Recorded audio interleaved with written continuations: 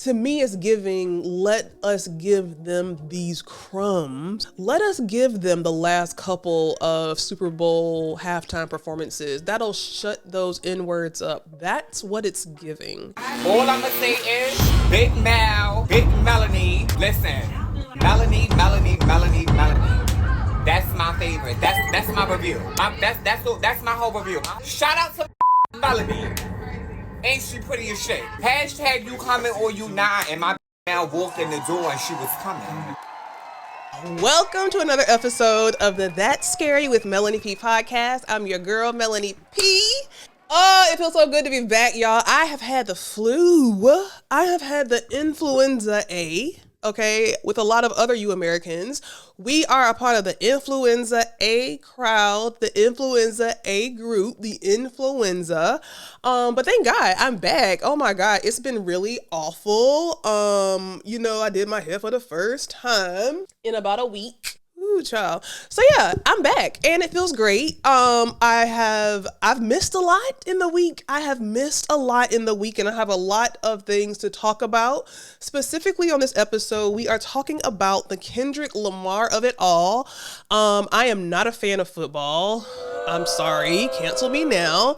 But I'm not a fan of football, but I am a fan of the halftime show. So listen, I'm going to say now, there might be some things that I say that you do not agree with, child. And that is the good part of America is that, well, as of now, I don't know because Trump is in office, but as of now, we can have freedom of choice, I think, if he ain't took that away yet. But it feels good to be back, y'all. But an unpopular opinion, y'all went up for the Kendrick Lamar halftime show. And this is my opinion, and I'm sticking with it. I thought it was a great show, but I feel like we're giving it way too much than we should. Do not be mad at me, but this is the thing. As I've been sick with the influenza, I have had an opportunity to look at the responses, look at the feedback, look at the conversation, look at the social media of it all as it relates to Kendrick Lamar and his halftime show. Great. I think it was a great display of artistic talent. I think it was a great display of what, Black people have been doing for years. Tap dancing and dancing, I think is awesome. I thought he did good. I salute and I'm proud of, a Black man doing what he does with his talent and with his art and using art to kind of tell America how we feel and where we stand. I love it. I do. But here's the thing for me that I feel like nobody's talking about. And it's like, okay, we are online. We are on CNN. We are everywhere talking about this Kendrick Lamar half show and how Black people own Black people Black. It's Black History Month. Black on Black on Black. We so happy we Black. Kendrick Lamar, SZA. We out here being Black. Black. But at the end of the day, here's my thing. This ain't nothing new. They have always used us to sing, to dance, to display our sports talent, basically to tap dance. And I don't mean that in any type of derogatory way at all. But I feel like we're going way up for something that we've always done. And to me, it's just like, I don't want the scraps. To me, this is giving scraps. I'm almost embarrassed a little bit at the way that we're going up and we feel like we won something because Kendrick Lamar performed at the Super Bowl. At the end of the day, it's awesome and it's great. And that's a period hard stop. You cannot take that away from Kendrick Lamar. It was a great performance. It was very, very full of, Where's Waldo's clues and cute little smiles and, him and Drake going back at it, going back and forth. It's almost like him and Drake, he's beat Drake down to the raw meat. We're enjoying this back and forth between Drake and Kendrick Lamar. But at the end of the day, okay, what's next? Because there's so many things going on now in the political climate. So many more important things. We're losing a lot of, I don't want to say rights, but we're losing some low-key rights. There are some conversations that need to be more so in the forefront than Kendrick Lamar. Now, listen, I always give this disclaimer. I am not one to be really super duper into politics. But with that being said, even I know that I feel like this is a wool over our eyes type situation. Every day on the news, Trump is doing something, and I want to see, what has Trump done today? Let me just go to NPR, because here's my thing. Here's what I'm trying to say here. People are really going up for this Kendrick Lamar Super Bowl situation, and I'm super duper grateful for it. But to me, this isn't anything new. I feel like every year for the past several years, it's been Black performers on the stage tap dancing and singing and going up during the Super Bowl halftime. I feel like it's almost like they're like, well, we'll give them that. You know, these niggas out here, they love to dance. They love to perform. So we'll just give them that. And look at how we're going up for it. You know, we're all on social media deciphering the Waldo's clues of what his smile meant and what this, you know, what them bell bottoms pants meant. And that's great. And I want to emphasize that I am here for the Black man using his artistry to tell a story and to, you know, say how we feel. I'm here for it. But I just don't want us to lose sight and feel like this is a win. I do not think that Kendrick Lamar getting on that field, dancing around and, you know, throwing shade at Drake and having Serena Williams crip walk or whatever you want to say that was, that's not a win for us. And I think that is the problem when it comes with Black people. We take these type of things as wins, and these are not wins. Wins would be DEI coming back. Wins would be us in more leadership positions. You know, wins would be seeing more faces like Jasmine Turner in the White House. You know, that would be a win. Wins would be having more Black people, more women, more Black women showing up in leadership positions in legislature, in the Senate. That would be true wins for us. Wins would be equal rights. Wins would be not allowing them to remove Black history as a freaking holiday. That would be a win. You know, to me, it just gives scraps. To me, it is really given scraps, and I do not like that. Jasmine Sullivan? Lord, Jasmine Crockett, that would be a win. You know, more people like Jasmine Crockett speaking up for Black people and our struggle, and you know, seeing those people in those spaces would be more of a win. I don't say this to negate what Kendrick Lamar displayed on that field. But at the end of the day, he was on a field dancing and singing and giving cryptic messages, hoping for what, honestly? Like, we're going up for the artistry and I'm here for it. But what is it that we think that we're going to, like, what is the win? He ain't saying nothing that we don't know to be true.